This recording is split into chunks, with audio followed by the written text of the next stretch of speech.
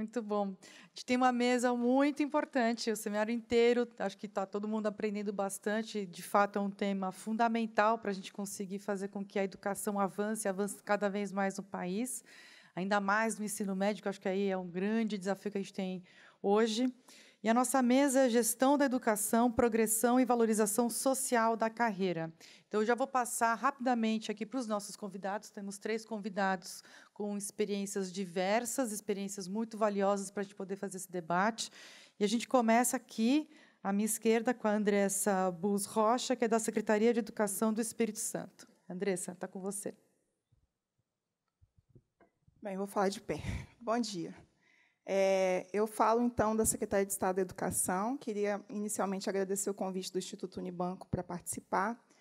Queria dizer que os desafios apresentados ontem e hoje não nos paralisam, aliás, eles são motor, a gente volta energizado, a gente não está parado, embora os desafios existam, a gente está em movimento. E, citando a nossa gerente de gestão de pessoas, que sempre diz nas nossas reuniões que, se não fossem os desafios, os homens estariam vivendo em cavernas até hoje, né? Então, os desafios são o que faz a gente se mover e procurar uma situação melhor do que ontem e melhor do que hoje. Bem, vou iniciar minha fala, então, dizendo de onde eu venho, né? De que rede é essa que eu estou falando. Passador?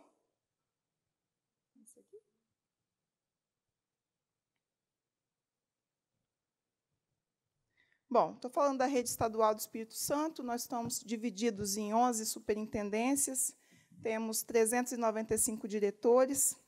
Chama a atenção que a gente tem um processo de renovação constante. Normalmente, os diretores, quando chegam a assumir a função, já estão há algum tempo na carreira, em função até da implantação de processos seletivos diferenciados que a gente tem feito, a gente tem tido uma renovação muito grande. Esses 34% que entraram desde 2015, essa semana eles estão passando por um processo de formação e a gente constantemente, então, vem aprimorando o trabalho junto com eles. 68% são mulheres, e aí eu destaco um aumento da participação masculina no Espírito Santo, 32% dos diretores de escola são homens, 100% tem pós-graduação, então não estamos falando aqui de professores em tese, em formação inicial, despreparados. E as nossas escolas elas têm diretor a partir do momento que atinge 100 alunos, né? Então, as escolas têm entre 100 e 2.040 alunos. E eu separei, quando falando de gestor, eu pensei, né, quando a gente poderia falar de gestor de unidade central, regional, eu optei por falar por diretor, que, para nós, é uma peça-chave em termos de sucesso escolar, né? A gente observa que, quando você consegue acertar no processo seletivo, na escolha de um profissional com determinadas características, ele tende a fazer uma mudança muito rápida na escola. Então, eu vou dividir minha fala em 3 momentos. Primeiro, eu vou falar sobre o nosso processo seletivo, que já está de pé aí desde 2007, então a gente está completando uma década em 2017 com esse processo seletivo funcionando dessa maneira. Vou falar um pouco sobre função gratificada. O nosso cargo de diretor de escola ele é exclusivo de profissionais que são efetivos da rede, então se trata de uma função gratificada, e eu vou dizer como é que a gente calcula isso. E vou falar um pouco, no final, quais são, né, então, os desafios para tornar essa carreira mais atrativa a partir da ótica, né, do Espírito Santo. Bem, a gente tem um processo seletivo que combina 2 coisas que estão previstas lá na meta 19 do PNE, que é a consulta à comunidade escolar combinada com critérios técnicos de mérito e desempenho. Eu estou falando de um processo seletivo que é composto ao todo de 5 etapas. Uma primeira, a gente faz a publicação de um edital no site da secretaria, nos murais das escolas, informando que está aberto o processo de seleção. Quem pode concorrer? Precisa ser pedagogo ou professor efetivo da rede, ser estável, ou, caso não seja estável, tenha assumido concurso recentemente, tem que ter pelo menos 6 anos de vivência de escola. A habilitação mínima exigida conforme o nível da escola. E tem que ter, né, o CPF com a sua ficha limpa e nada na corregedoria, por ser a pessoa que vai coordenar o conselho de escola. Então, esses são os pré-requisitos, esse edital público. Qualquer profissional da rede que atenda esses requisitos pode concorrer. A gente tem, na rede, uma média de 5 a 6 candidatos por escola quando a gente abre processo seletivo. Não por isso, todas as vezes, os cargos são preenchidos. A gente observa, em alguma medida, muitas vezes, os profissionais, quando veem esses editais publicados, eles entendem, muitas vezes, como uma forma de fugir da sala de aula. Então, quando a gente identifica esse tipo de perfil, procurando área administrativa ou direção de escola, porque, enfim, estou cansado da sala de aula, tal, esse, para nós, não é um profissional que interessa para assumir uma direção de escola. Então, muitas vezes, embora a gente tenha 5 a 6 candidatos, nem sempre a gente preenche esses cargos. Bom, segunda etapa, conselho de escola. Então, temos a lista de candidatos. Essas 6 pessoas, elas vão até a reunião do conselho de escola e elas precisam apresentar um plano de gestão para aquela escola. E aí o conselho de escola vai ouvir todos esses candidatos e vai fazer uma ata de reunião indicando para a secretaria 3 profissionais, ou mais, né? A gente pede, no mínimo, 3. Uma vez indicado esses nomes pelo conselho de escola, essas pessoas profissionais eles passam por um processo de avaliação de competência, que é feito com uma empresa de recrutamento e seleção, essas empresas de RH que fazem, né, para o mercado. Nós temos uma empresa contratada para isso. E, no Espírito Santo, a gente definiu que essa avaliação, esse laudo, ele tem por base identificar perfis que tenham, dentro do relacionamento interpessoal, flexibilidade, liderança, orientação para resultado e persistência, e, do ponto de vista de equilíbrio emocional, ser capaz de solucionar conflitos, ter resistência à pressão, planejamento e organização e tomada de decisão. Então, esse laudo, junto com esse material do conselho de escola, ele vai para a unidade central, né? E aí é feita uma entrevista com esse candidato. Ontem a Claudete esteve aqui na mesa de abertura. A Claudete foi diretora da nossa rede por 23 anos, uma escola muito premiada. Ela esteve aqui na mesa de abertura ontem. E a Claudete é quem coordena esse processo hoje dentro da secretaria, na assessoria de gestão escolar, que é vinculada à subsecretaria de Planejamento e Avaliação, que atualmente é o cargo que eu ocupo. Bom, pois bem, uma vez, então, selecionado, o que a gente considera o mais apto para assumir a função de diretor, ele passa por um período de imersão. Durante 10 dias úteis, antes da posse definitiva, o diretor atual da escola vai acompanhar esse diretor que está entrando para passar todas as informações, e a gente tem uma sistemática para isso. Basicamente, as informações estão agrupadas em como é que é a gestão pedagógica dessa escola, como é que é a parte de gestão de pessoas e a gestão de infraestrutura. Uma vez vencido todo esse processo seletivo, ele está definitivamente empossado no cargo. Como suporte adicional, a partir desse ano, a gente está implementando um programa de formação inicial, que é dado, em grande medida, por diretores mais experientes da rede. Então, a gente tem diretores que se destacam pela prestação de contas, pela gestão pedagógica. Então, esses são os formadores dos novos diretores da nossa rede. É uma formação curta, de 40 horas, mas bastante intensa. Além dos diretores de escola, atuam como formadores gerentes da unidade central da SEDU, superintendentes, pessoas que têm já experiência na rede para dar uma série de informações, muitas delas operacionais, outras estratégicas, para esse profissional que está ingressando na rede. E estamos em fase de conclusão aí de um guia de perguntas e respostas que a gente, em parceria com o Instituto Unibanco, para que a gente possa apoiar esse diretor no caso de dúvida, a quem consultar, como é que faz. Bom, do ponto de vista de seleção, mais ou menos é esse o caminho que a gente trilha já há uma década. Bom, segundo ponto. A gente tem uma dificuldade até aí bons profissionais que queiram, né, sair da sala de aula e enfrentar esse desafio de ser diretor. Então, essa ideia de ter uma formação inicial é para ele se sentir apoiado. Mas, além disso, algo que também conta ponto, não podemos dizer que não, é como é que eu pago essa função gratificada desse profissional. E nós mudamos isso recentemente, e a gente já observa ganhos. A nossa função gratificada ela varia de R$ 1.000 e poucos até R$ 3.400. Só para ter uma ideia, a média de salário de um diretor da nossa rede é em torno de R$ 7.500, porque, se ele for professor com 2 vínculos, ele leva os 2 vínculos mais a função gratificada de R$ 3.400. Se ele tiver um vínculo, é um vínculo mais a função gratificada. Então, está em torno de R$ 7.500. Mas o que a gente observava com relação à função gratificada? Que a gente utilizava até o ano passado, ela era baseada basicamente em tamanho da escola e número de alunos, a matrícula inicial da escola. Então, um diretor que fosse diretor de uma escola grande, em termos de alunos, em termos de espaço físico, ele sempre estava nos R$ 3.400, sem qualquer motivação para ganhos, né, para além disso. Nós mudamos recentemente. E a nova função gratificada, a gente trabalhou em cima de 3 premissas. Primeiro, ninguém perde de imediato. Então, como a gente mudou muito a forma de cálculo, a gente definiu que a gente rodou a tipologia esse ano. Quem ganha, quem aumentou de categoria, ganha imediato, mas quem perderia não perde agora. Ele só vai perder se o ano que vem ele não conseguir se adequar à nova forma de cálculo. Segundo, a gente precisava incorporar na tipologia de gratificação resultado de aprendizagem. E aí a gente utiliza o nosso PAEBS, que é o nosso Programa de Avaliação da Educação Básica. E, quando a gente incorporou esse item, a gente, em princípio, nem era tanto o nosso objetivo, mas a gente teve um ganho adicional. Agora, qualquer escola da nossa rede pode chegar à tipologia 1, que é a melhor tipologia. A tipologia da nossa rede varia de 4, que é as escolas, né, menores, até 1. Né? E, com os critérios de área física e número de alunos, uma escola pequena nunca chegaria a ser tipologia 1. Agora pode, porque eu incorporei resultado de aprendizagem.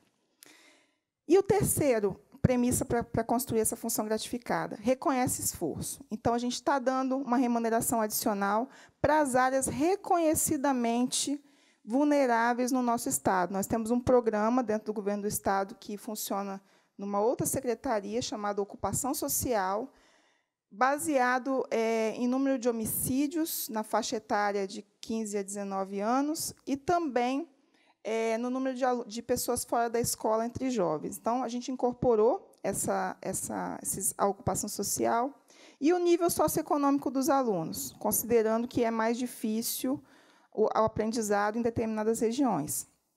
Bem, e aí, tendo essas 3 premissas, a gente construiu essa função gratificada em cima de 3 grandes dimensões, que é a estrutural, a administrativa e a pedagógica. A estrutural leva em consideração a matrícula líquida da escola. O que é a matrícula líquida? Eu posso iniciar o ano com 1.000 alunos, mas chegar ao final com 800. Então, como é que essa perda é o quê? Ou ela é abandono, ou ela é transferência. Então, a gente desconta isso. Então, se a escola começou com 1.000 e terminou com 1.000, ok, esse indicador é 100%. Se ela começou com 1.000 e terminou com 800, ela teve uma perda de 20%. Então, eu considero o 800 e não o 1.000. Então, a gente incorporou a matrícula líquida, entendendo que aquela escola está conseguindo manter os alunos frequentando aula. O segundo é a quantidade de modalidades que essa escola oferta.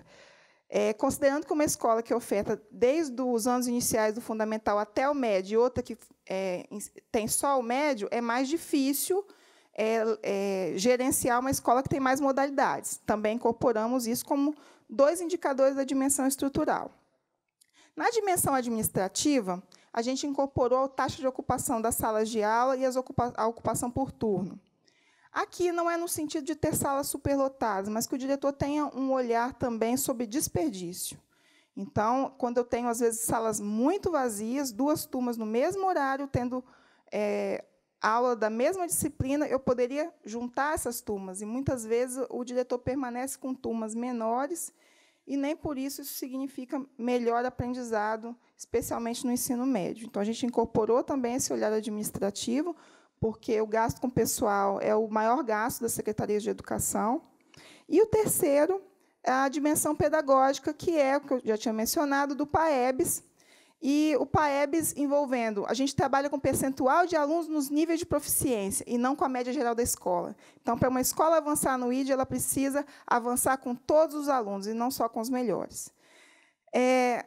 Demos o peso de 75% e de 25% para o pedagógico. O pedagógico é menos importante? Não, de forma nenhuma. Mas, se eu desse um peso muito grande para o pedagógico, eu não conseguiria ter aí bons professores para serem diretores em escolas grandes. Então, eu tive que dar um peso que a gente ajustou e chegou nesse modelo. Estamos rodando com esse formato, e as escolas que estão na ocupação social, que são 25 bairros, a gente calcula a tipologia, vamos supor, a escola tipologia 2. Ela anda uma casa, se ela estiver num bairro desse vulnerável.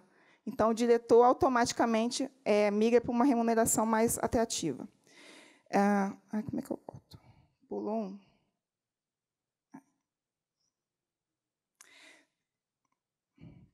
Não está voltando. Bom, além da questão da função gratificada, né? Ok. que eu falei do acesso, falei da questão da função gratificada, e um terceiro que, na verdade, acho que o tema maior dessa mesa, que é como desenhar carreiras mais atrativas. E aí, refletindo sobre o tema, a gente pensou em 4 grandes dimensões a partir do que a gente tem feito lá. A primeira delas que eu destaco é as condições de trabalho. Mais do que remuneração, do que função gratificada, que é importante também, não é isso que faz uma pessoa que está em sala de aula hoje se sentir segura para assumir uma direção de uma escola com, às vezes, 1.500, 2.000 alunos. Então, nessa questão das condições de trabalho, esse profissional ele precisa se sentir seguro, porque ele trabalha numa rede organizada, que tem normas de funcionamento, que o que é prometido se cumpre. Então, primeiro item das condições de trabalho que eu destaco é a organização da rede. Segundo, que eu já falei, remuneração. Terceiro, equipe. O diretor precisa ter um certo nível de autonomia para avaliação, principalmente dos contratados, se eles permanecem ou não naquela escola. Então, lá isso funciona. Nosso contrato com temporário é de até 4 anos, mas a renovação só é feita a partir do momento que o diretor, ao final do ano letivo, considera que aquele profissional atende aos requisitos para permanecer naquela unidade. Terceiro, são sistemas. Esse ano a gente implantou a pauta digital, então a chamada agora já é feita diretamente na sala de aula através de um aplicativo, em parceria até com o CAED. Dentre outras coisas, esse aplicativo está vinculado a um sistema de gestão escolar. Então, os sistemas, de um modo geral, liberam o diretor daquele tempo burocrático de fazer trabalho manual, que não precisa, muitas vezes, mais. O nosso controle de alimentação escolar ele é feito de forma digital, a chamada de aluno é feita de forma digital. Então, no dia do conselho de classe, o diretor entra nesse sistema e ele já imprime exatamente a situação que está em cada turma. Então, os sistemas ajudam muito.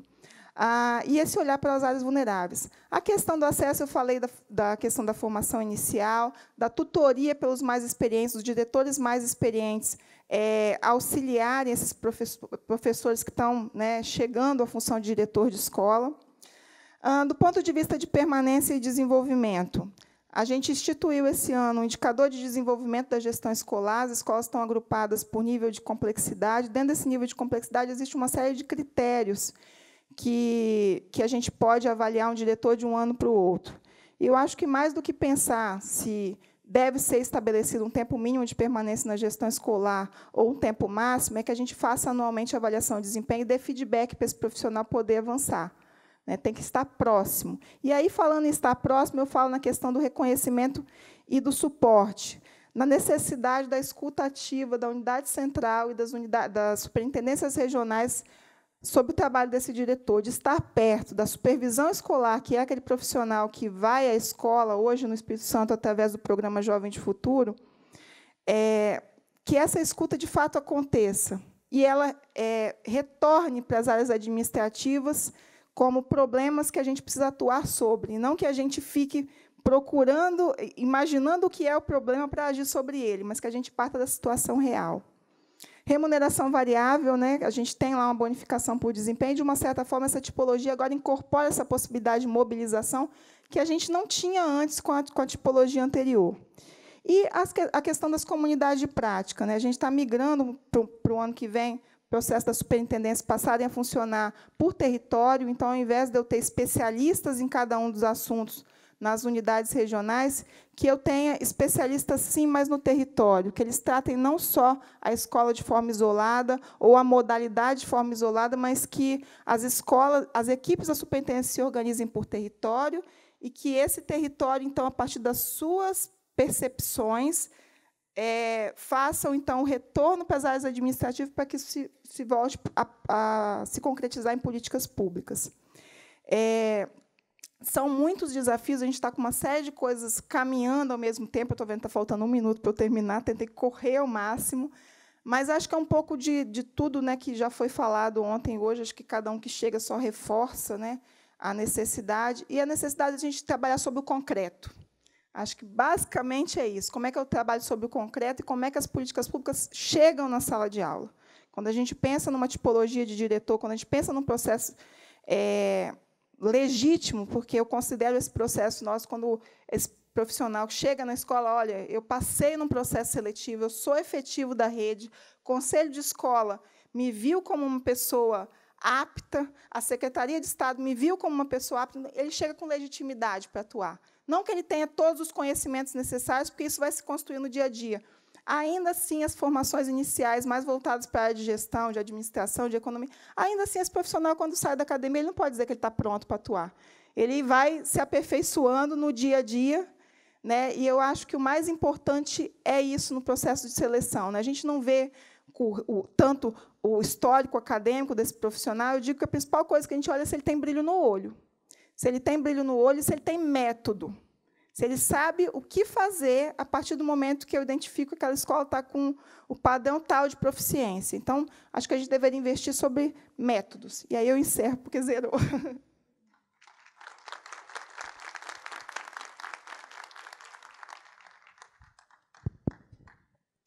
Bom, agora a gente vai ouvir o Manuel Palácio, da Universidade Federal de Juiz de Fora.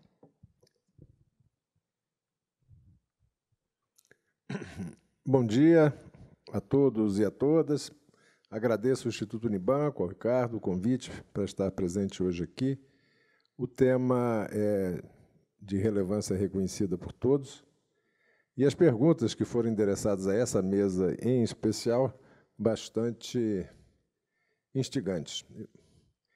A primeira questão que me foi dirigida diz respeito a se devemos conceber uma carreira específica para a gestão ou se devemos continuar trabalhando com uma escola em que os diretores são recrutados entre professores que atuam na rede. E, a partir dessa questão, uma série de outros temas vêm em sequência. Os procedimentos de seleção, as propostas de desenvolvimento profissional.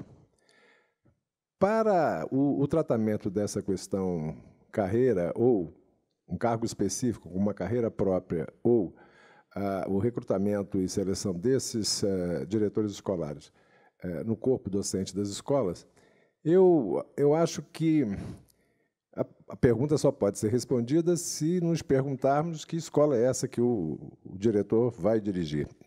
E eu me lembro de pesquisas interessantes sobre qual é o tamanho bom de uma escola.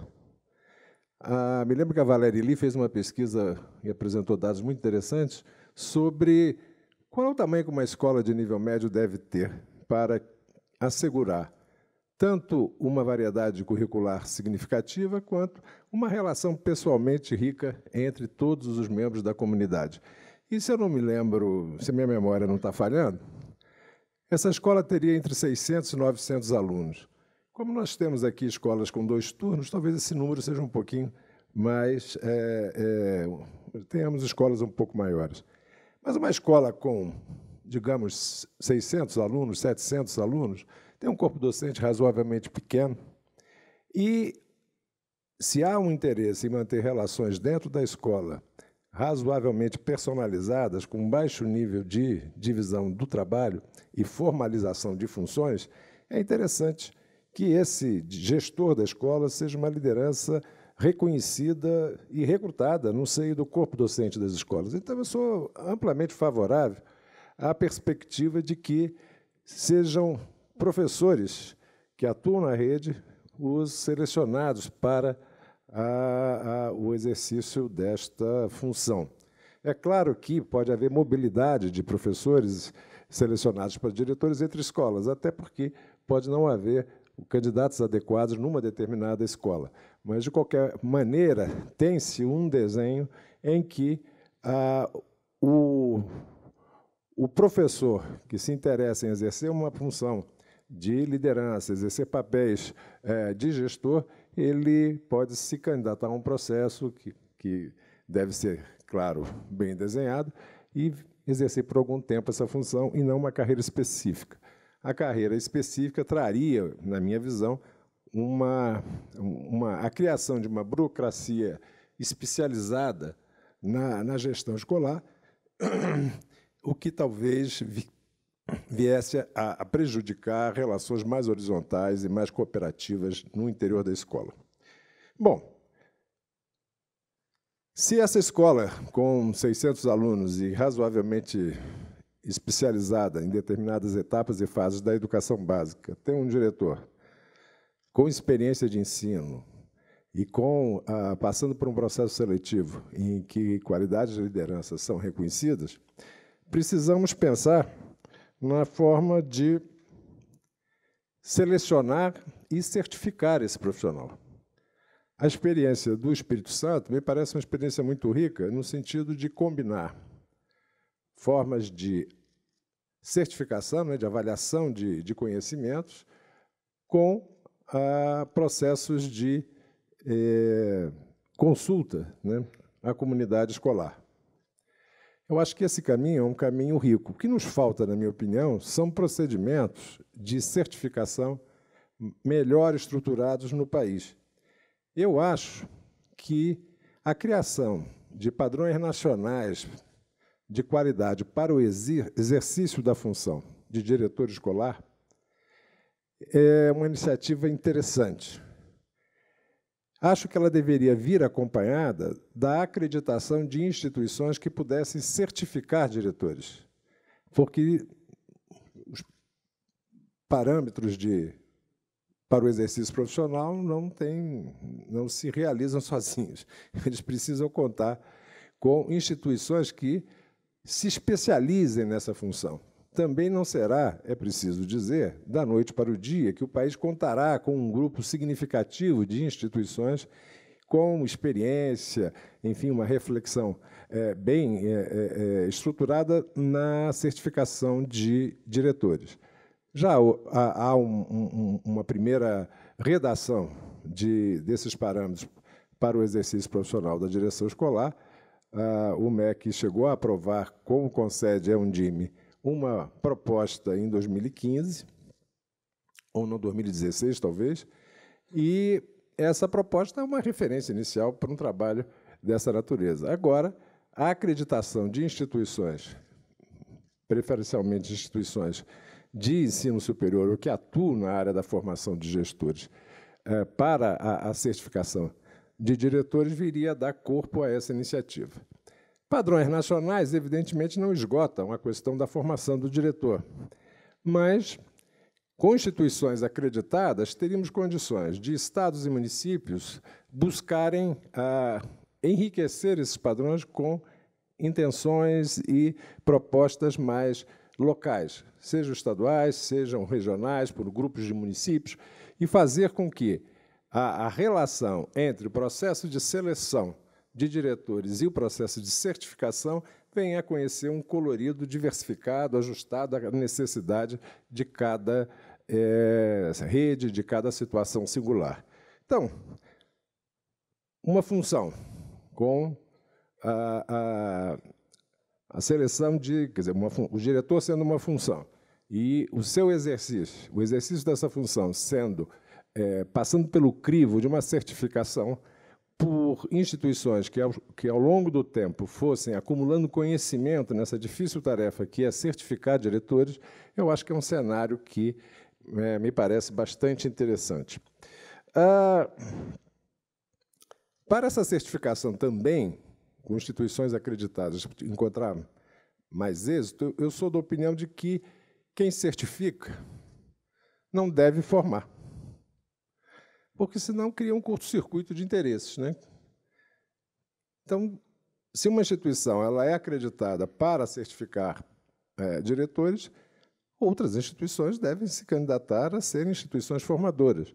E aí há um imenso espaço para as secretarias buscarem formas de associação entre as suas estruturas de desenvolvimento profissional e estruturas acadêmicas, instituições de ensino que se associem às secretarias para desenvolver esses programas que, ao final, devem assegurar a certificação do gestor. A certificação profissional, concedida por uma instituição acreditada, ela pode, repito, incorporar as exigências próprias de cada rede, mantidos os padrões nacionais e alguma forma de suporte federal à implantação de um programa dessa natureza. Bom,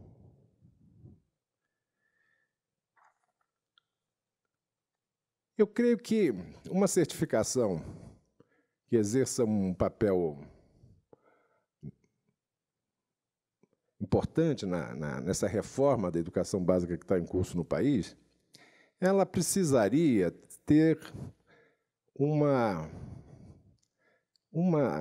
ambição que não se restringisse ao simples ato de conceder o certificado por meio da aferição de competências, da capacidade de resolver problemas, de construir planos, mas que tivesse também a ambição de, com o apoio das redes e das secretarias, também exercer um papel na identificação de lideranças, no incentivo para que profissionais da rede se interessem pelo exercício dessa função, que entendam que é uma função de muita relevância, mas que também depende de conhecimentos especializados e de certas inclinações pessoais.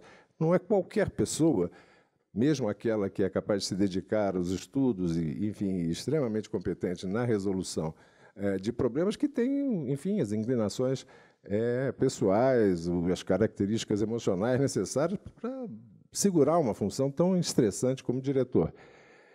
Então, não é difícil imaginar que estruturas de uma secretaria, com o apoio de instituições que, ao longo do tempo, se especializam nessas funções de formação e de certificação, pudessem implementar nas redes esforços de sedução, de identificação de lideranças. Quem quer ser diretor?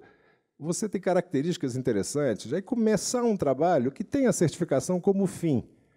Os portfólios que são feitos ao longo desse processo já podem ser trabalhos construídos para a certificação final. Então, possibilidade de articulações entre instituições externas às secretarias e as estruturas da secretaria que estão orientadas para a identificação dessas lideranças, a sensibilização dessas pessoas de que essa é uma carreira interessante e que deve ser objeto de esforços significativos para ser alcançado. Um outro ponto importante, certificação, identificação de lideranças e mobilização dessas novas lideranças, mas também, de outro lado, a avaliação do gestor. O país hoje não tem competência acumulada para avaliar diretor escolar. Não sabe fazer isso. Não estou falando isso como crítica a nenhuma instituição especial. Não há conhecimento acumulado nessa direção. Se você também entra num movimento em que a fixação de parâmetros de qualidade está associada à acreditação de instituições, que também têm que ser monitoradas e acompanhadas ao longo do tempo para produzir conhecimento sobre o assunto, elas também começam a criar condições de trabalhar com as secretarias na avaliação de diretores. Uma boa certificação, ela já reuniu evidências de que aquele profissional ele é capaz de propor soluções, ele é capaz de interpretar dados, ele é capaz de resolver problemas, mas a vida é a vida. Então, é possível, sim, que a secretaria, com o apoio de instituições que vão acumulando conhecimento nessa direção, atuem com desenvolvimento profissional e, de outra parte, aquelas que trabalham com a certificação podem prestar serviços para as secretarias de avaliação desses diretores. Então, você pode pensar um processo que não é de 2 meses, mas um processo de alguns anos de trabalho, em que, ao final, todas as regiões, todos os estados brasileiros contem com a possibilidade de contar com instituições de natureza, em geral, acadêmica, que formem instituições que certifiquem e essas instituições desenvolvam propostas de trabalho ajustadas às necessidades de cada rede, identificando lideranças, incentivando esses candidatos a diretor a perseguirem o caminho da certificação, apoiando esse caminho e, ao final, avaliando o trabalho desenvolvido por esses profissionais na rede. Então, eu acho que seria interessante que o país seguisse um caminho com essa flexibilidade, não centralizar tudo isso na gestão do Estado, né, na gestão da União. Mas a União estabeleceu os padrões e colocar parcerias em jogo, né, para que esse conhecimento pudesse ir se acumulando ao longo do tempo e o país construísse esse know-how. Bom,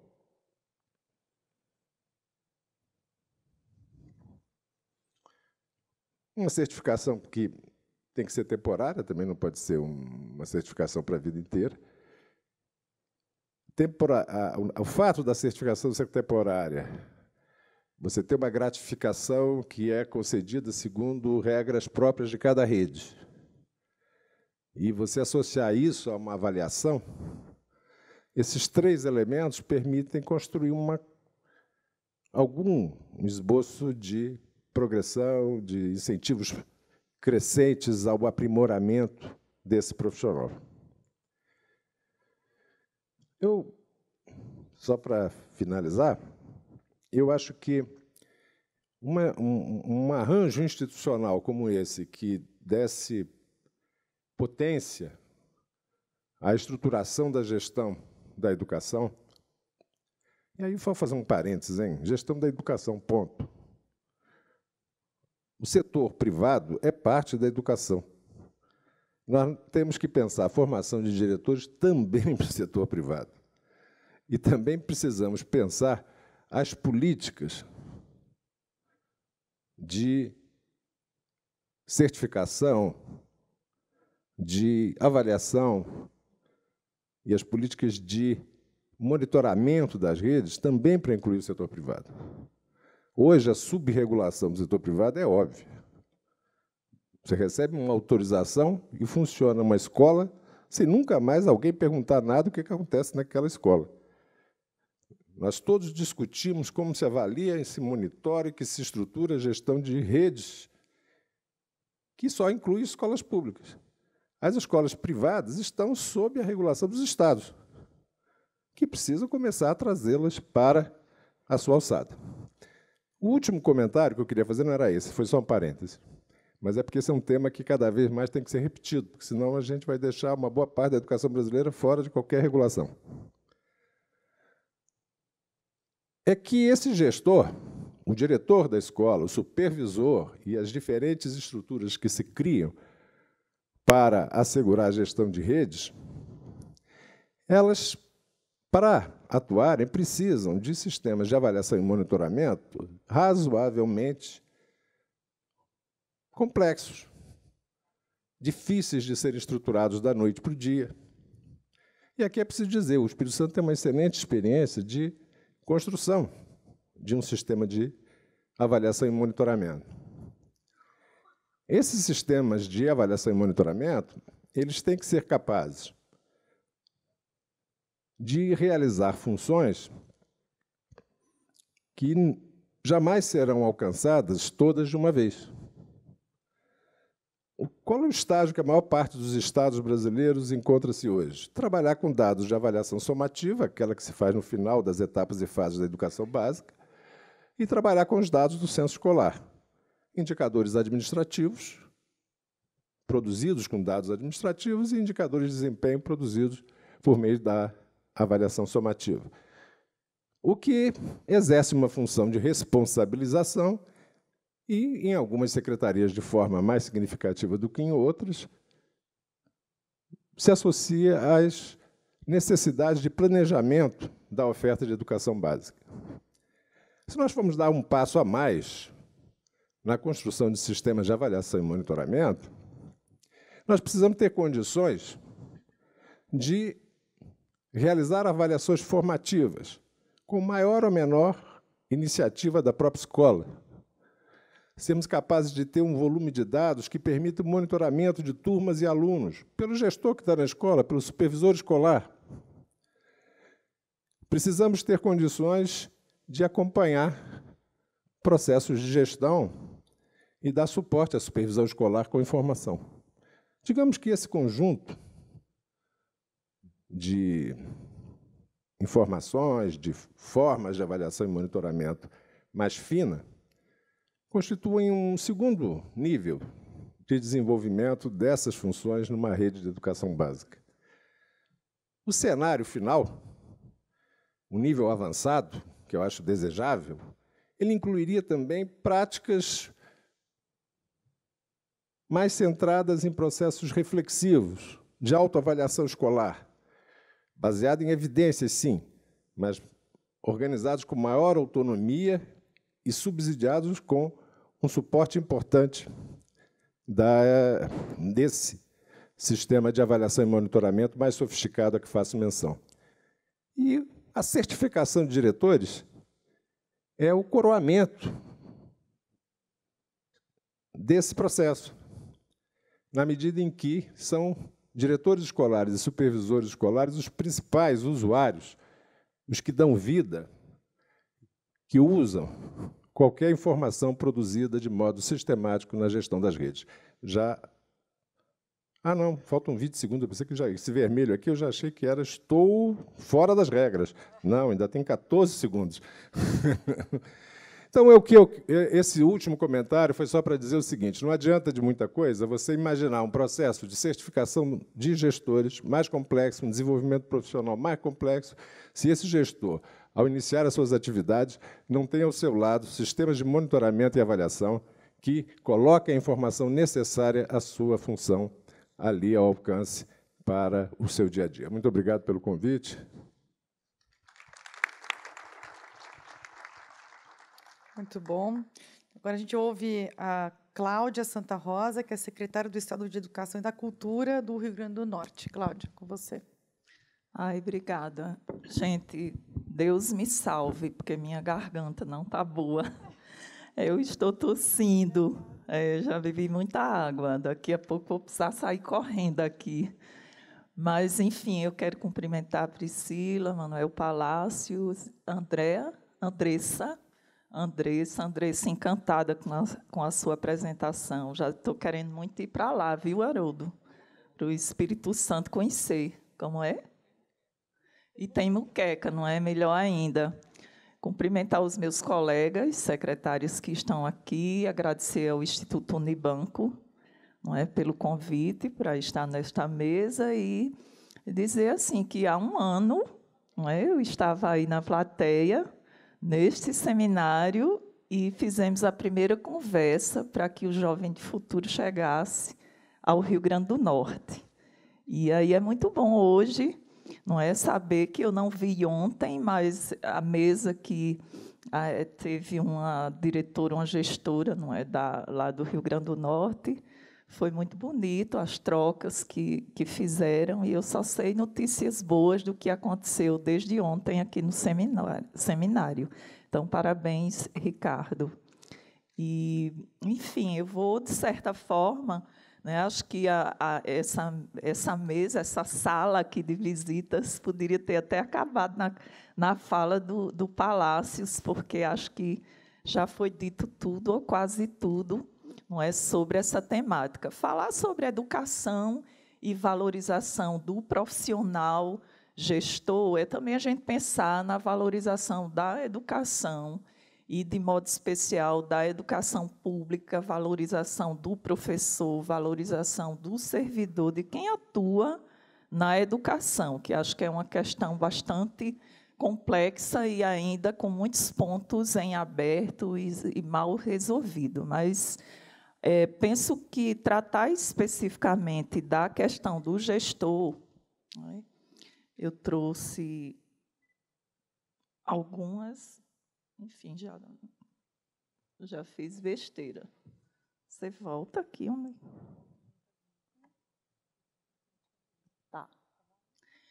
Então, eu destaquei, na verdade, mesmo o gestor da escola, né, e trago algumas considerações que a gente considera caros para construir uma carreira. São pontos, na verdade, levantados pela equipe da própria Secretaria de Educação. Isso não é uma construção individual minha, mas da equipe, de questões que nós temos refletido. O Rio Grande do Norte é uma rede que tenta sair do lugar que esteve, infelizmente, por muito tempo, acho que meio adormecido, e produziu os dados que o Brasil conhece, de certa forma. É um Estado que está sempre posicionado lá no final de todos os rankings, mas que começa a se mexer, buscando superar a sua própria condição de apatia em relação a olhar para os dados, olhar para os resultados e pensar sobre o que tem que fazer para reverter e fazer, não é? Então, isso são pontos que têm nos feito pensar sobre a questão do gestor, de como temos feito as escolhas, e essas considerações trazem, primeiro, uma ideia, que é a ideia que nem todo professor se revela um bom gestor, que acho que já foi tocada aqui. Lá no Rio Grande do Norte, o gestor de escola, ele precisa ser daquela escola, não é? Ser servidor daquela escola pelo menos 2 anos, 1 ano agora com a alteração que se fez na lei, e ele tem que ser da escola. E é uma escolha pela comunidade escolar. Isso é recente, há pouco mais de 10 anos, acontece dessa forma. Antes era indicação política, uma coisa horrorosa, porque a cada mudança de humor de quem tinha indicado, se trocava o gestor da escola, né? Então, se avançou no instante em que a própria comunidade passa a escolher, e com um tempo que atualmente é de 3 anos, podendo ser esse gestor reeleito por mais 3 anos.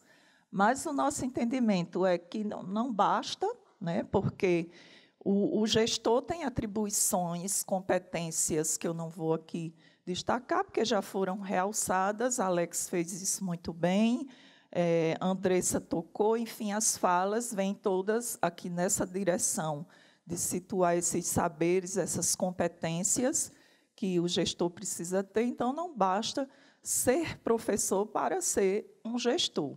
E eu que venho de escolas, assim, sempre me incomodou bastante de ver a angústia do gestor da escola, que não passou por um processo de formação para ser gestor. A formação inicial dele não trouxe essa preparação, e a angústia desses gestores para desenvolverem determinadas tarefas que exigem competências que ele não tem. Então, muitas vezes, algo que poderia ser feito em 30 minutos, esse gestor leva até 2, 3 dias, porque precisa recorrer, muitas vezes, à própria Secretaria de Educação ou à regional para auxiliá-lo, para dirimir dúvidas, porque ele não consegue atender prontamente, porque não foi preparado, não está preparado. A formação em nível superior, que é uma exigência, também não basta, porque, como já foi dito aqui, essa formação não trata, não especifica, não prepara, não dá todos os elementos, os conhecimentos que esse gestor precisa, embora traga uma formação, uma gama de conhecimentos de modo assim, geral, que vai, sim, né, ajudar. E aí a gente tem pensado sobre 2 questões, a questão do profissionalismo e da profissionalização. O profissionalismo é aquela coisa, esse professor tem que ser o gestor da escola, porque ele é muito, muito comprometido. E o compromisso, a gente também já entende que não basta. É muito importante, é necessário, e é preciso que esse futuro gestor, esse gestor seja comprometido. É condição assim, necessária, determinante, mas não basta. Não basta somente esse compromisso. É preciso a profissionalização, que Alex também trouxe para a gente na fala dele, esse ponto na perspectiva que ele também falou, das competências consolidadas, das condições de trabalho, não é, da carreira profissional institucionalizada, da remuneração condizente. No caso do Rio Grande do Norte, é função gratificada, é ainda bastante limitada, porque se reduz a questão do porte da escola, da tipologia, não é, do número de alunos, da área física da escola. Então, é bastante limitada ainda. E você traz, Andressa, a experiência lá do Espírito Santo com nuances, com vieses que a gente entende que precisamos, de fato, pensar e agregarmos, não é, para avançar. Você traz elementos valiosos. Então, indicação, escolha ou seleção, né? Acho que isso também aqui já foi bastante tocado. O Rio Grande do Norte já passou pelo processo de indicação a vida toda, há uma década, pouco mais, a escolha pela comunidade escolar, como eu falei, e agora precisa avançar num processo que combine as coisas. E esse é o momento que nós estamos discutindo com a criação de um programa, um dos 6 programas prioritários da Secretaria de Educação para atender a grande demanda da educação do Estado.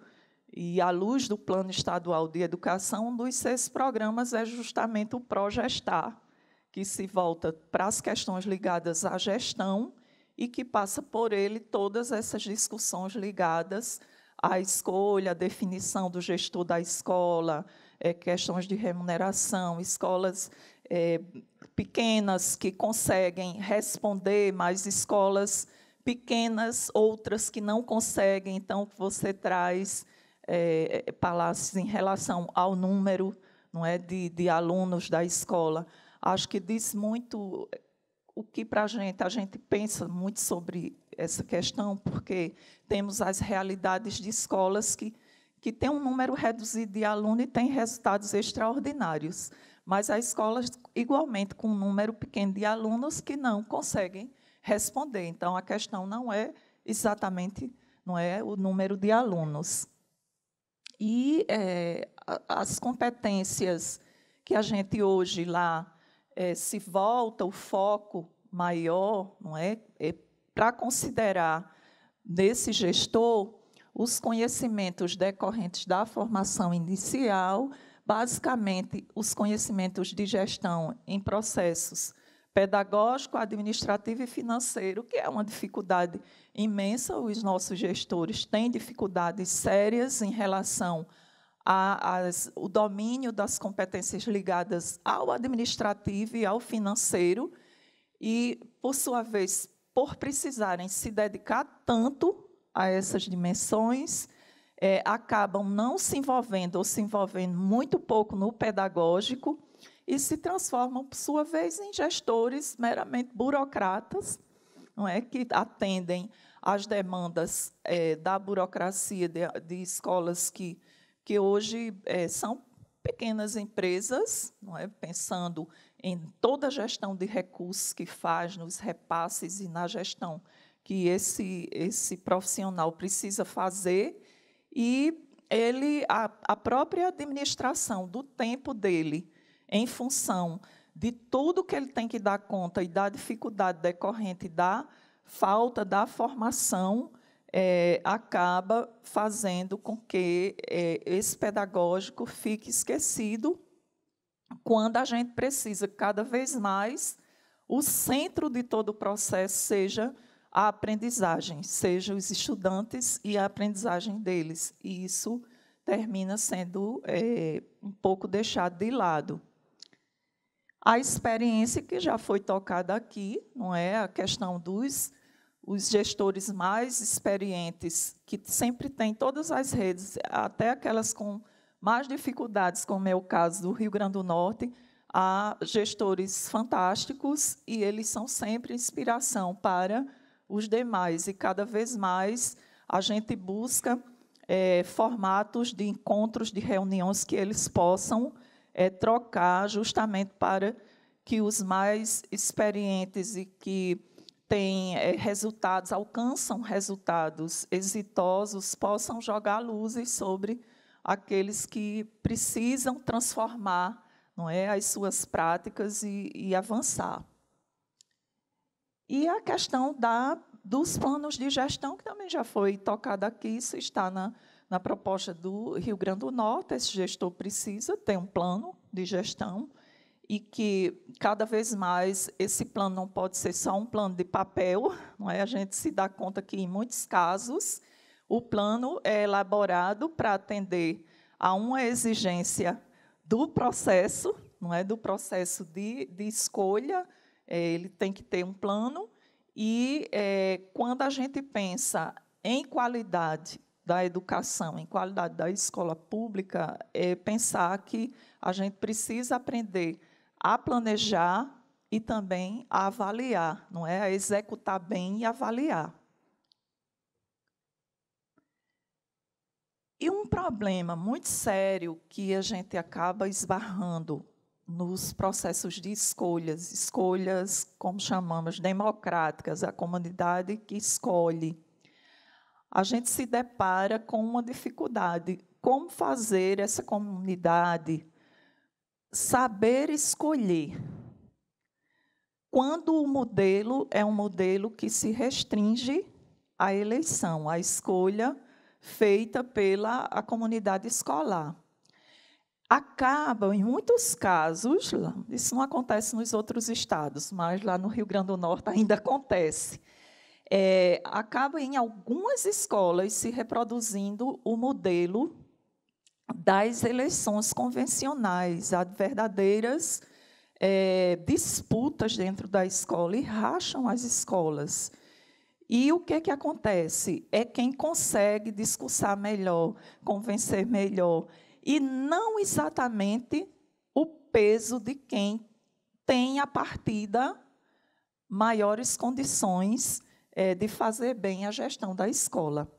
Alguém que sinaliza que já tem competências a partida, né, algumas competências iniciais para ser gestor da escola. Então, é um desafio muito grande para a experiência que ainda se restringe só à escolha pelo voto da comunidade, dessa escolha ser uma escolha bem feita. Não obstante, nós temos muita dificuldade no país de fazermos escolhas. Então, isso se reproduz também nas escolas. E a gente pensa também sobre a questão do tempo, porque vamos pensar a necessidade de investir na formação desses gestores. Lá no Rio Grande do Norte já foi um tempo de 2 anos, prorrogado por mais, podendo ser prorrogado por mais 2, agora são 3 anos, porque a gente entende também que é preciso um tempo razoável para esse gestor se apropriar, para essa formação acontecer, ele conseguir começar a dar as respostas. E, muitas vezes, o que acontece? Quando isso começa a desabrochar, acabou o tempo da gestão. E aí, a secretaria precisa recomeçar com os novos gestores. Claro que aquela formação de quem passou por todo um processo e acabou a gestão vai ficar com ele, vai levar para todos os espaços que for ocupar. Mas, enquanto gestão de escola, é um recomeço, porque vai entrar um novo, provavelmente, professor, um professor que não traz as competências para ser gestor e que vai precisar, portanto, de todo um processo de formação. Então, nós entendemos que é preciso um tempo, pelo menos, uns 5 anos aí para um gestor conseguir dar essas respostas e até ser coerente com o investimento que possa ser feito nele no processo de formação.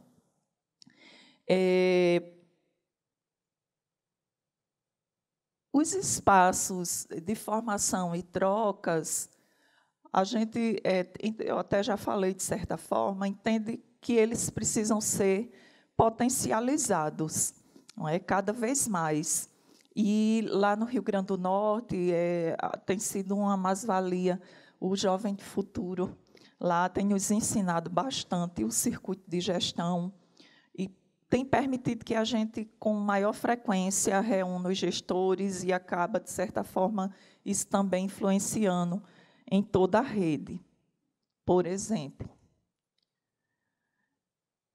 E um aspecto também que o meu tempo já está quase acabando, mas que eu considero importante destacar, é o que a gente tem observado, que o gestor, quando ele é premiado, quando ele consegue que a gestão dele seja reconhecida, ele se sente bem, se sente confortável. E eu estou tocando nesse ponto para dizer, porque é muito polêmico quando se fala em premiações, não é? Há um entendimento que é gerar disputa entre as escolas. Isso ainda não é uma questão muito bem resolvida lá no Rio Grande do Norte. Mas é interessante. A escola que é premiada, o gestor se sente altamente valorizado e comemora esse resultado, essa vitória. E aí, isso para dizer que o gestor ele precisa, sim, de reconhecimento. E essa experiência do Espírito Santo, de trazer indicadores como os resultados de aprendizagem e outros indicadores para influenciar até nessa avaliação e na remuneração do gestor, é o caminho, não é, indiscutivelmente. Há dificuldade, gente, para encontrar bons gestores. Os gestores, eles tendem a priorizar aquilo que eles dominam mais, e isso repercute na escola. O bom gestor, ele equilibra as competências todas.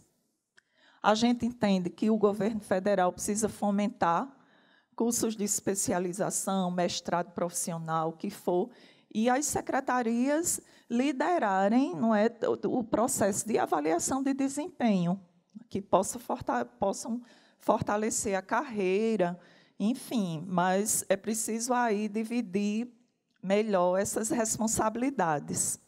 Então, acho que era isso, meu tempo acabou, está piscando ali. Fui feliz que não tossi.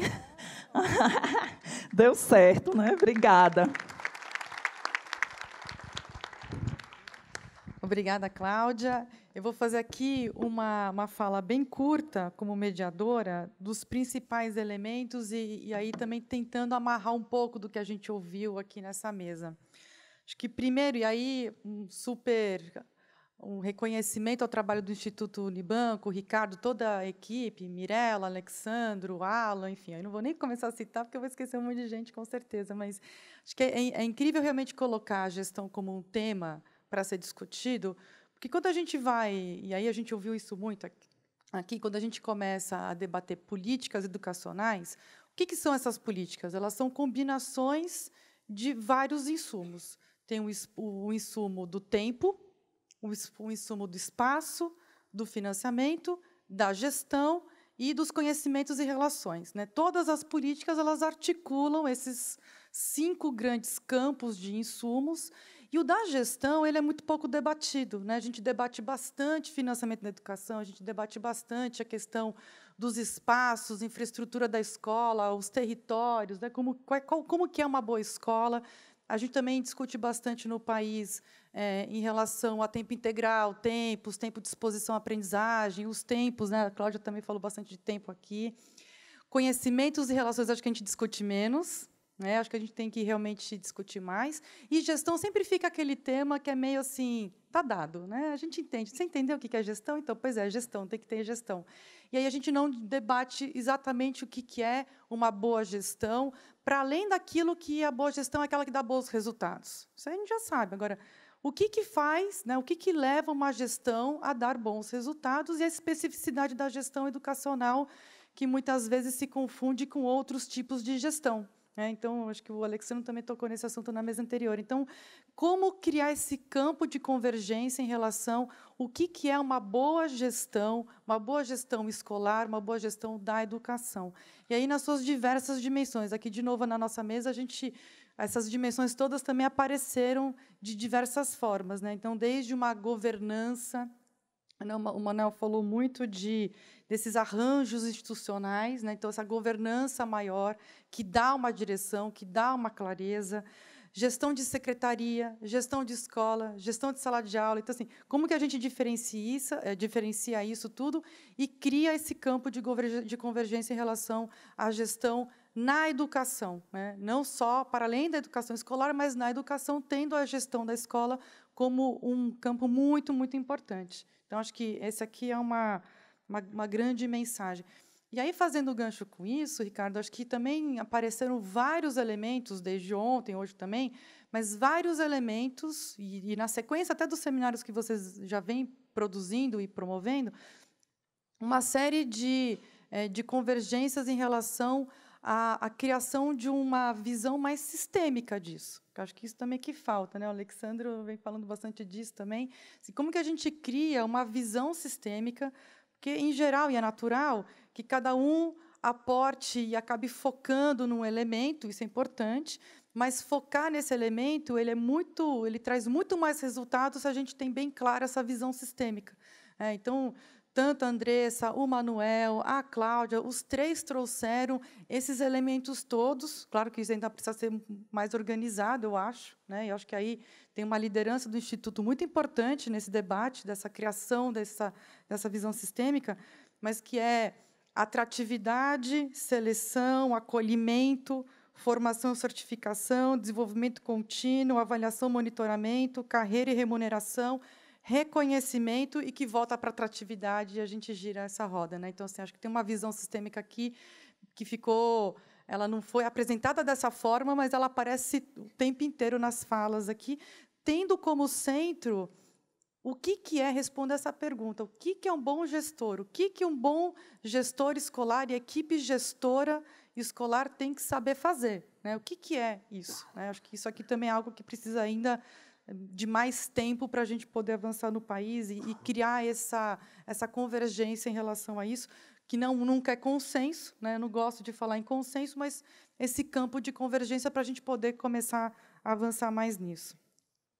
Eu acho que um outro elemento que acho que a Andressa trouxe mais fortemente, que eu adorei, aí, Haroldo, que uma alegria poder estar aqui e ouvir a Andressa, que é esse cuidado de sair de uma mentalidade ou de uma forma de gestão, e aí da secretaria, não só da escolar, mas de uma forma de gestão em que você estabelece algumas normas e deixa as escolas como se elas fossem todas iguais, então, assim, reconhecer que existem essas especificidades também dentro das escolas e que você precisa criar mecanismos para poder diferenciar as diferentes necessidades das escolas em relação ao apoio que a secretaria pode aportar para essas escolas, né? Então, tratar o diferente diferentemente, né? Isso traz a tão sonhada qualidade com equidade, né? Então, como criar um sistema, uma gestão da rede que reconhece, fortalece esses caminhos diferenciados.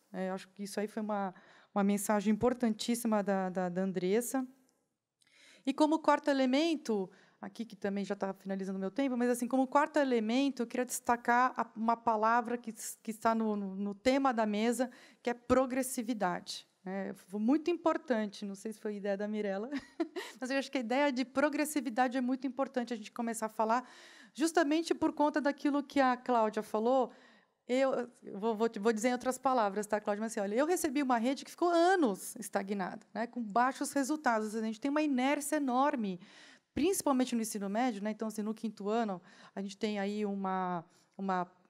resultados melhores, uma progressividade maior, no Fundamental 2, bem pior, e no médio, total estagnação, né? Então, assim, falar em progressividade é fundamental, porque se a gente não cria mecanismos e arranjos institucionais que induzam a progressividade, a gente realmente vai continuar a ter esses voos de galinha, porque eu acredito que a progressividade ela vai muito ao encontro da não descontinuidade, com boa gestão, para poder girar a tal da roda da gestão, que é você desenhar, implementar, medir e fazer contínuas melhorias, e não ficar toda hora destruindo coisas como que a gente tem visto no país acontecer, principalmente no ensino médio.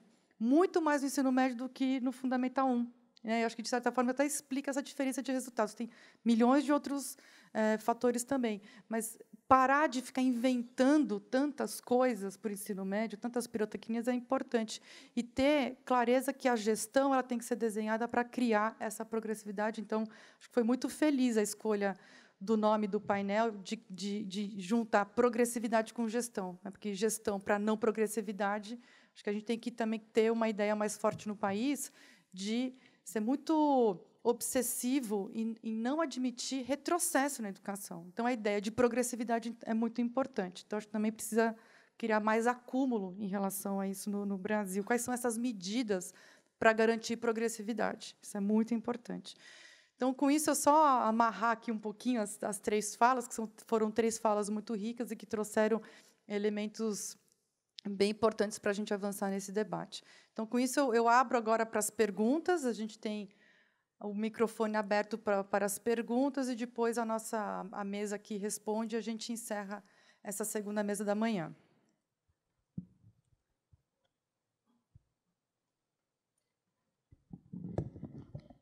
Bom dia, meu nome é Lauren, venho de Taubaté, São Paulo. A minha pergunta é para a Andressa.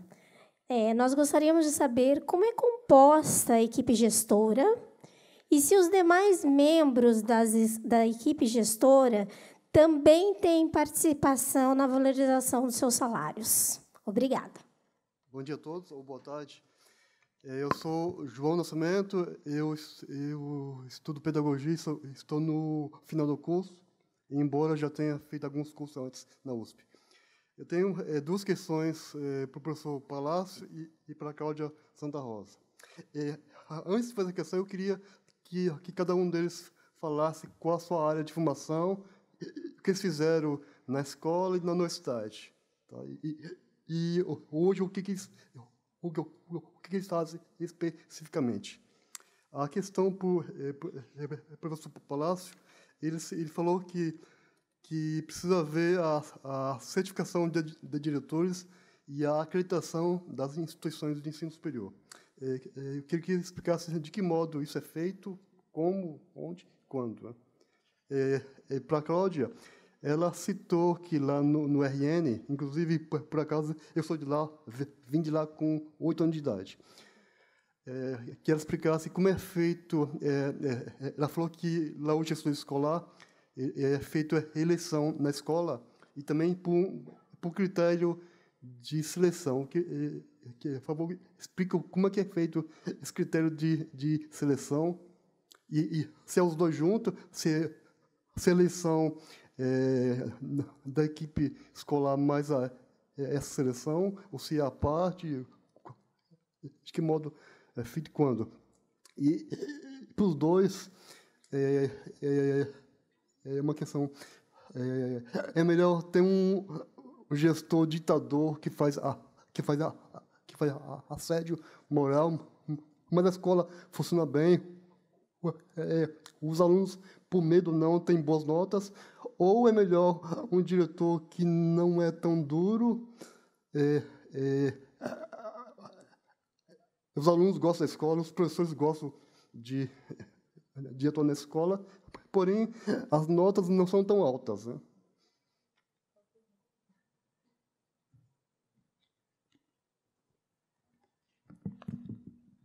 Bom dia, eu sou Alcinara Jadão, sou gestora de uma regional no sul do Pará, com 17 municípios e 72 escolas. Nós temos diversidades, educação indígena, educação do ensino fundamental só na educação indígena e em um município. E eu gostaria de saber da Andressa, porque ela falou sobre gratificação, né, de gestores. E isso é um gargalo em diversas escolas. Por quê?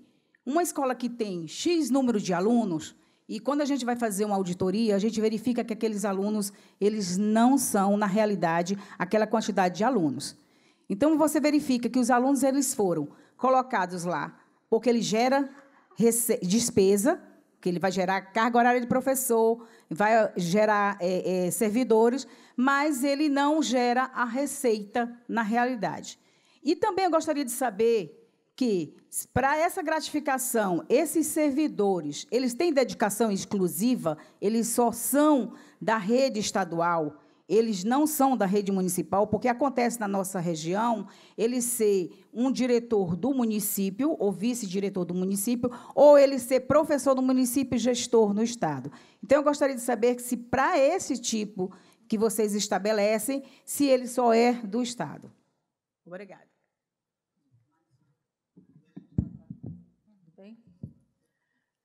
Bom dia a todos e a todas. Meu nome é Maria do Carmo. Eu sou administradora pública, diferente da maioria aqui, e sou professora da pós-graduação da Escola do Parlamento, mas estudo educação um pouco. Eu queria fazer para a Andressa a pergunta também, achei muito interessante, parabéns. Eu queria saber se vocês já estão pensando na avaliação de resultados ou não desse processo. Primeira pergunta, porque... E se tem tempo para esse professor ser diretor, se ele pode permanecer no cargo, qual é o tempo, como que se dá. E eu fiquei muito interessada da relação do diretor regional de vocês, queria que você contasse um pouco, com o diretor da escola. Como é que tem isso? Porque você avalia qual que é o papel da regional, da educação, acho que são 11, se não me engano, você falou, nessa história. Então, acho que é isso. Obrigada. Só quero fazer um aviso rápido, porque tem outras pessoas inscritas, a gente vai gerir o tempo aqui. Então, aí volta, Pri, para vocês, e aí a gente avalia. Se conseguir, a gente abre mais uma rodada, tá bom? Então, tá bom. Então, mas aí, Mirella, então não faz as considerações finais? Responde só. Então, tá bom. Então, cada um, mais ou menos, uns 5 minutos para a sua resposta. Bom, vou começar pela pergunta da Laura, com relação à equipe gestora. A gente tem a figura do diretor, que essa função gratificada ela é específica para o diretor de escola. Além dele, o pedagogo e os coordenadores de escola. Nós temos uma tipologia para calcular a quantidade de profissionais que cada escola tem direito. Então, segue isso, são profissionais de carreira do magistério, preferencialmente, quando a gente não consegue, são profissionais contratados, mas é dado por uma tipologia que a gente está, inclusive, revendo para o ano que vem, prevendo, inclusive, a figura do pedagogo 40 horas, que é o profissional que vai dar o apoio ao diretor durante todo o percurso do dia letivo, porque a gente já observou que essa característica de ser 25 horas faz com que eu tenha 3 escolas dentro de uma só. Então, é algo que está no nosso radar agora para ser alterado para o ano que vem. Com relação à gratificação de diretor, o que eu coloquei aqui também é em cima muito das condições que a gente foi criando ao longo do tempo. Do processo seletivo, por exemplo, a gente tem condições políticas que nos garantem que esse processo de indicação, por exemplo, política, não aconteça. A gente tem um sistema de avaliação já consolidado. A gente tem sistemas de monitoramento. E aí, indo para a segunda pergunta, a confiabilidade dos números ela é dada pelo uso desse sistema e por visitas sistemáticas que são feitas pela equipe de supervisão escolar na escola. A mudança da tipologia, a gente observava no Espírito Santo que, como cabeça de aluno, contava ponto para a tipologia, muitas vezes a pessoa ia buscar uma informação na escola, já está matriculada. Então, a ideia de ter a matrícula líquida é justamente porque não adianta eu ter um número inicial alto esse ano, eu vou olhar o histórico dos últimos 2 anos. O que acontece naquela escola a partir do momento que eu tenho uma matrícula inicial? Existe um movimento. Então, a gente alterou com relação a isso. Os diretores têm, sim, dedicação exclusiva. Se eles forem de rede municipal, também a gente pede a cessão. Aliás, essa é uma condição. Ele fica exclusivo na rede estadual, ele não pode atuar nem em rede privada, nem em rede municipal, enquanto estiver na função de diretor. Com relação à questão do tempo de direção, a gente não tem estabelecido um tempo.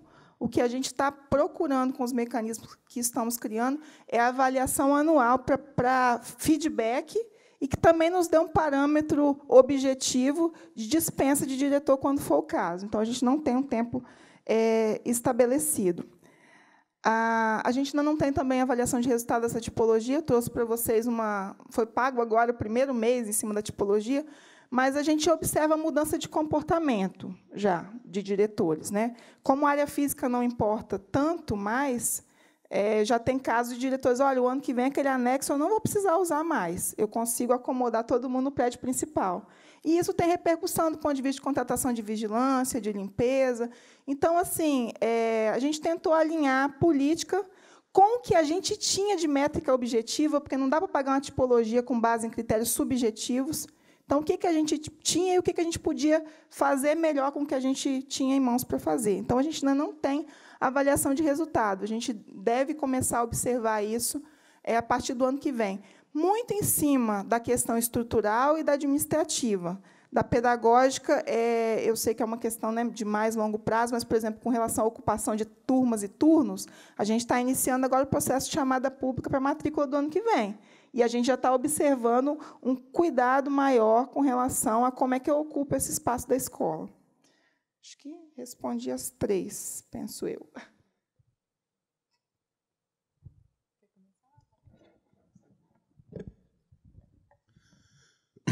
Bom, sobre certificação e acreditação, bom, a certificação do profissional, ela depende, em primeiro lugar, do estabelecimento de padrões. Bom, eu defendi a proposta de padrões nacionais. Eu encontrei há pouco a Cecília, aqui, secretária do Mato Grosso do Sul. Ela não sei se ainda mantém o papel de responsável pela área de gestão no CONSED, mas ela participou ativamente desse processo de aprovação pelo CONSED Undime e MEC de parâmetros nacionais, de padrões nacionais para o exercício da função de diretor. Então, esse é um primeiro passo importante.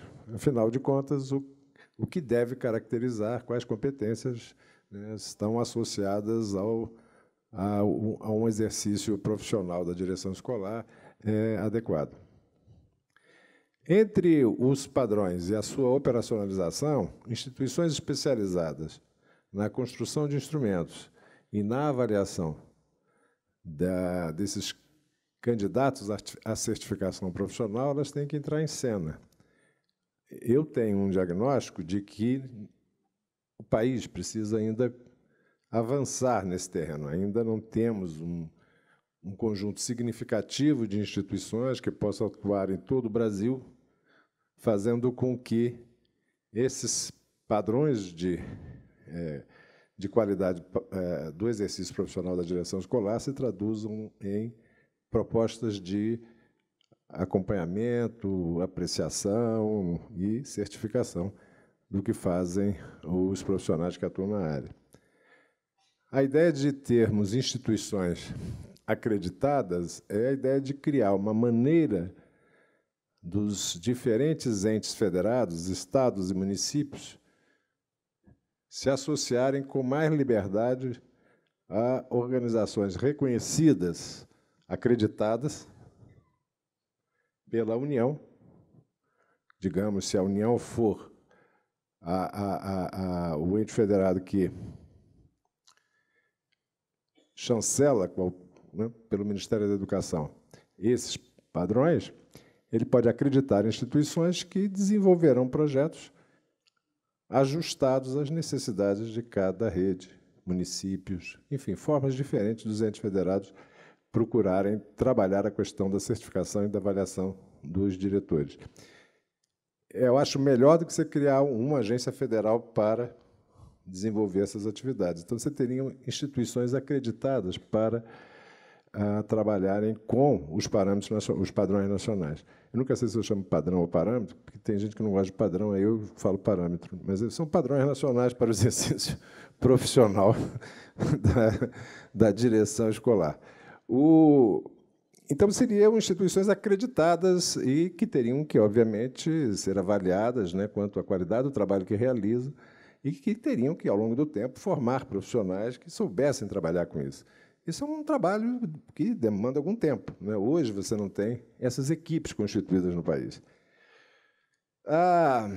Então, se você tiver instituições acreditadas com condições de construir um cardápio maior de soluções, de parcerias com os administradores das redes, apoiados nos padrões nacionais e sob fiscalização das agências nacionais, você vai ter condições de alargar de sobremaneira os serviços e as funções de desenvolvimento profissional e de avaliação de gestores da educação pública. Esse aqui, eu acho que é um desenho interessante. Precisa de algum tempo para ser construído, evidentemente.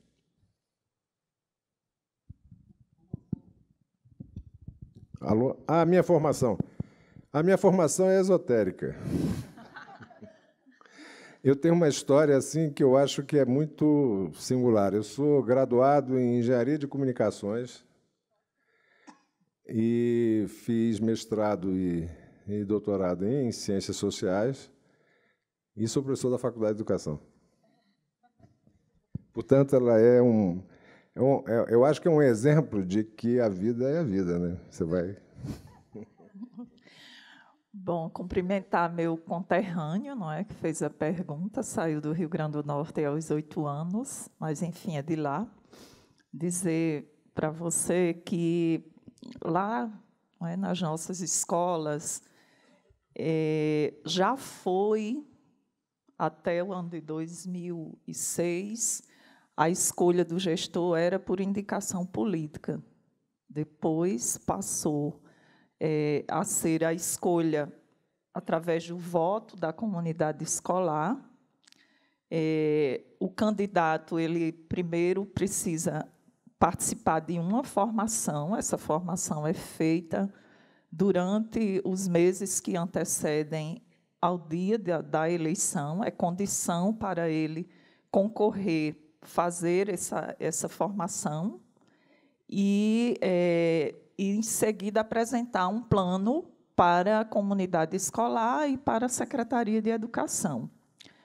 Agora, o passo que nós teremos que dar, e que, nesse momento, estamos estudando, é justamente um formato que possa combinar um processo também de seleção que considere outros elementos e que a secretaria também possa participar desse processo de escolha, que não se limite somente à comunidade escolar, ao voto, pelas razões que eu sinalizei. Às vezes, a escolha ela é, de certa forma, viciada por outras questões e é preciso agregar outros elementos para uma escolha de um gestor que nos conduza melhor à dimensão da profissionalização que nós destacamos aqui. E, sobre a minha formação, eu sou professora, licenciada para o magistério dos anos iniciais, depois fiz especialização em psicopedagogia, mestrado e doutorado em educação, e passei 26 anos dentro de escola, aprendendo a fazer a escola funcionar. E, depois de 26 anos, eu resolvi, não é, a partir de um convite, aceitar um convite num ato de loucura do governador do meu estado. Porque eu vim também do terceiro setor. Dirigi por 12 anos, deixei para assumir a secretaria um instituto que trabalha com controle social. Então, já vi o tamanho da minha língua, né? Na análise da educação, enfim, aí caí e fui para o outro lado da história. Era só a vitrine, agora também o outro lado, não é? Provando um pouquinho do outro lado, mas tem sido uma experiência rica. Aliás, hoje, no café da manhã, eu conversava com Flávia, que é da equipe até do Jovem de Futuro, lá no Rio Grande do Norte, e ela me perguntava sobre essa experiência de secretária. Eu digo, olha, tem sido interessante. É muito bom a gente ter a possibilidade de fazer algumas coisas que a gente defendeu a vida toda e que agora tem a possibilidade de fazer. Então, é isso. Não sei se respondi o que você queria saber. Acho que fui além.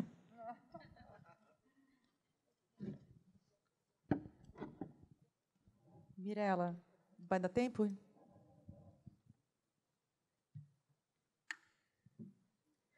Bom dia. Parabéns pelas colocações. Eu acho que todo mundo vai levar daqui vários exemplos e vai crescer na sua prática depois desse seminário. Mas tem muitas coisas que foram ditas aqui, tanto nessa mesa quanto nas outras, que nos ajudam, nos dá um up, né, lá na sala de aula, no cotidiano da escola. Porém, eu tenho uma preocupação, que é o seguinte: depois do boom político que nós vivemos, a partir de 2016, de uma emenda constitucional que limita os gastos com despesas primárias, né, por 20 anos, ou seja, limita os gastos em saúde, educação, segurança, esporte, previdência social. E aí nós ficamos à mercê da iniciativa privada, né, nós ficamos à mercê das privatizações. Será que existe o equilíbrio entre essas vontades em relação à iniciativa privada, ao investimento privado e ao aluno que nós queremos, com a qualidade da educação que nós queremos? Será que o aluno que nós queremos é o mesmo aluno que a iniciativa privada quer? Eu preciso que vocês contribuam comigo e que vocês dêem o parecer de vocês sobre este assunto.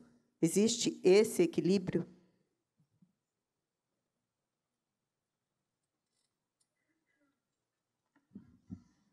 Eu sou a Roberta, da Comunidade Educativa SEDAC. Na verdade, acho que não é uma pergunta. Eu queria retomar uma fala ontem de um diretor que comentou, eu não sei se eu falo se eu sou diretor ou se eu estou diretor, né? Porque acho que essa é uma conversa primária quando a gente está falando do diretor como um profissional, né? A gente tem falado aqui muito no seminário da importância de construir competências muito específicas desse tipo de atuação profissional. E, enquanto a gente não tiver resolvido um pouco a questão da institucionalização dessa profissão nas redes, né, que não dá para ser resolvida só por um cargo em comissão ou por uma função gratificada, ele é um profissional. E aí, enquanto ele não se entende como um profissional, como que todo o resto vem, né? Como se pensa uma formação continuada, como que se pensa um desenvolvimento profissional, como que se pensa uma carreira deste profissional, né? Então, enquanto a gente está muito nessa instabilidade do que é ser, do seu sou ou seu estou, a gente também não consegue avançar. Então, eu só queria chamar a atenção da importância dessa mesa nessa discussão, e é uma importância de uma discussão nacional mesmo, né? Porque as redes vão se resolvendo os jeitos de se selecionar e jeitos, às vezes, muito caseiros ou com soluções que, não, agora é a eleição que resolve, porque a gente elimina a questão partidária, mas, às vezes, também não é a eleição que vai resolver isso, né? E a questão é a profissionalização, e é onde que ela está, né? Então, obrigada, era isso que eu queria.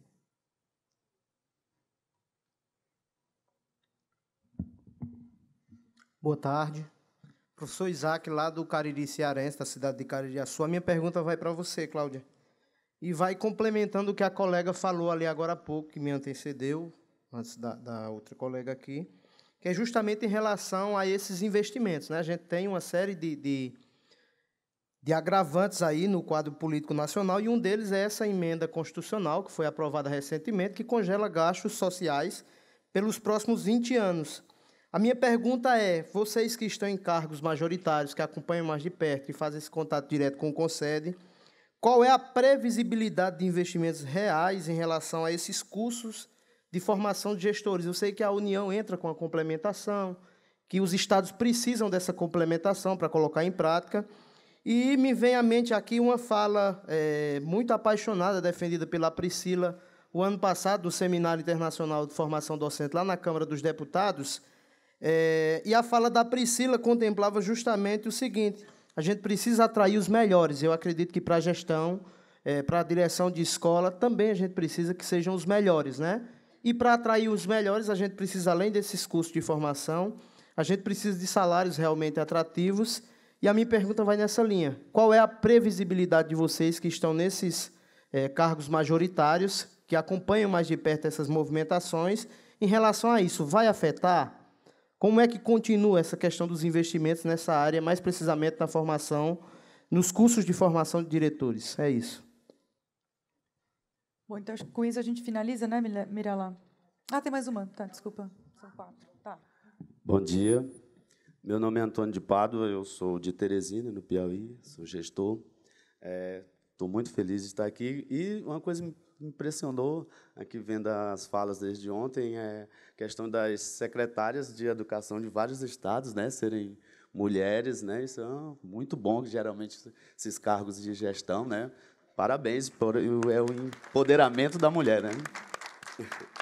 Gostaria de me dirigir rapidamente, principalmente a vocês, gestores das secretarias, que incorporem esses mecanismos de valorização do gestor, porque o Alessandro sempre coloca que o gestor ele tem a capacidade de boicotar os projetos elaborados pelas secretarias. Se o gestor não incorporar, se o gestor não se sentir valorizado, vocês podem planejar qualquer tipo de projeto, quando chegar na escola, o próprio gestor diz, chegou esse negócio aqui, entendeu?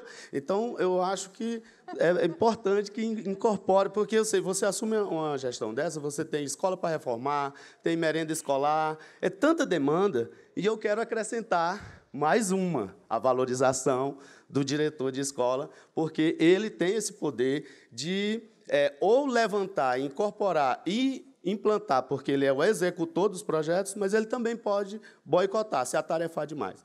Minha pergunta para a mesa é, na opinião de vocês, quais os mecanismos assim, mais eficazes de valorização e de busca de uma gestão de qualidade? É a gratificação do gestor? É a questão da premiação, da competição que foi falado aqui? Então, na opinião de vocês, que mecanismos as secretarias podem adotar que realmente valorize o gestor para que ele promova uma gestão de qualidade? Eu gostaria que vocês citassem alguns exemplos práticos de como se pode valorizar um gestor. Muito obrigado. Muito bom. Quem quer começar? Pode começar? Claro que a gente é partidário de quanto mais recursos a gente tiver para a área de educação e para a área social, melhor. Essa regulamentação recente, essa limitação está atrelada à questão da receita. Então, se a gente tiver melhoria disso em termos de Brasil, essa limitação de gastos ela é uma promessa que pode não se concretizar. Eu acho que é um desafio maior ainda para nós que estamos na gestão pública, de encontrar cada vez mecanismos melhores de trabalhar bem com o que a gente tem. As condições ideais de trabalho elas não existem, né? Então, a gente tentar ser eficiente, né, e eficaz com o que a gente tem disponível e ser criativo, ser muito criativo, porque com o que a gente tem, a gente consegue fazer mais. Tenho certeza disso. Olhando o que a gente tem, a gente consegue fazer mais. Com relação à questão de carreira, né, de estar diretor ou ser diretor, eu acho muito complicado, em cargos de gestão, você ter alguma coisa que te permita permanecer naquele lugar pela vida inteira. Então, acho que, pensando em carreira, pelo menos no caso do Espírito Santo, um caminho possível e acho que desejável é que esse profissional que tem perfil de diretor passe pela cadeira de diretor, vá para as unidades regionais na figura do supervisor escolar, como uma pessoa que já passou por escola, ele tem legitimidade para atuar como tutor dessa unidade escolar e nos ajudar até em unidade central, né? Isso, dentro de uma perspectiva de carreira, eu acho que é um caminho que a gente pode e deve estar pensando, né, em termos de atratividade para esse profissional continuar, se ele é um bom gestor, na carreira de gestor, mas não necessariamente no mesmo lugar, né, como na área de educação a gente fala na cadeira, né? Então, acho que a lógica do mundo atual não permite mais você pensar numa pessoa que alça um determinado cargo e vai permanecer ali a vida toda. O terceiro ponto, a questão da valorização dos gestores, eu penso que primeiro de tudo, escuta. E o segundo, reconhecimento através de N possibilidades, que vai muito além do que é só o financeiro.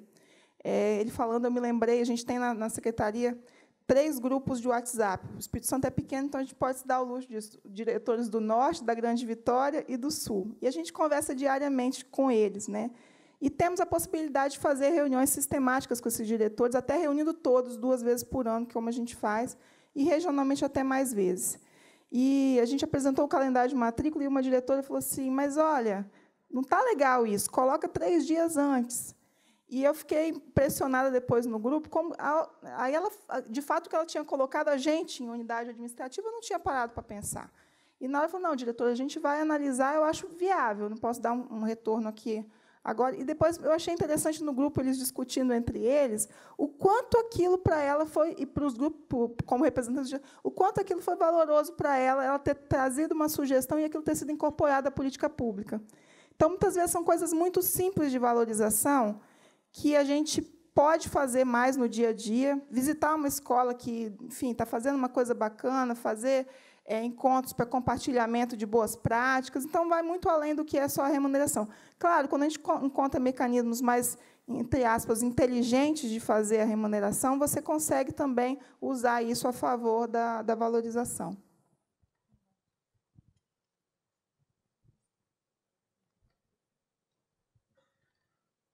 Bom, são 2 questões, né? Uma com relação ao financiamento da educação. Bom, acho que, enfim, como todos, acreditamos que é preciso ampliar o investimento em educação no país.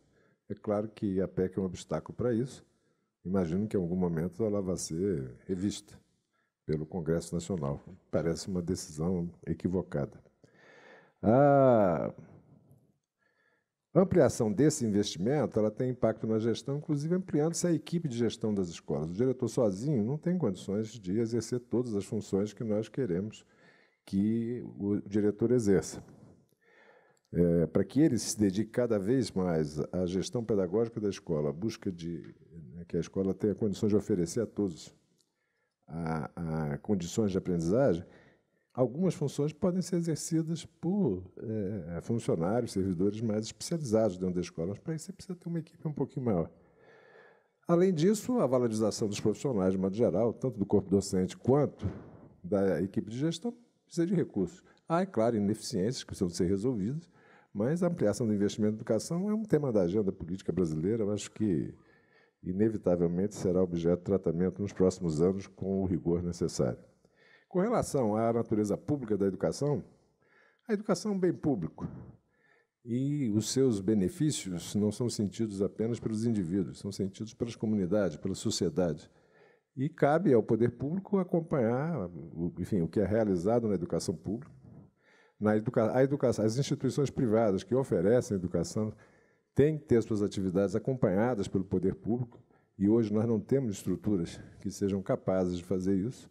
O poder público hoje não acompanha o que se passa nas escolas privadas, e aí as escolas de elite do Brasil são conhecidas, mas amplia-se significativamente a oferta de vagas em escolas privadas de muito baixa qualidade.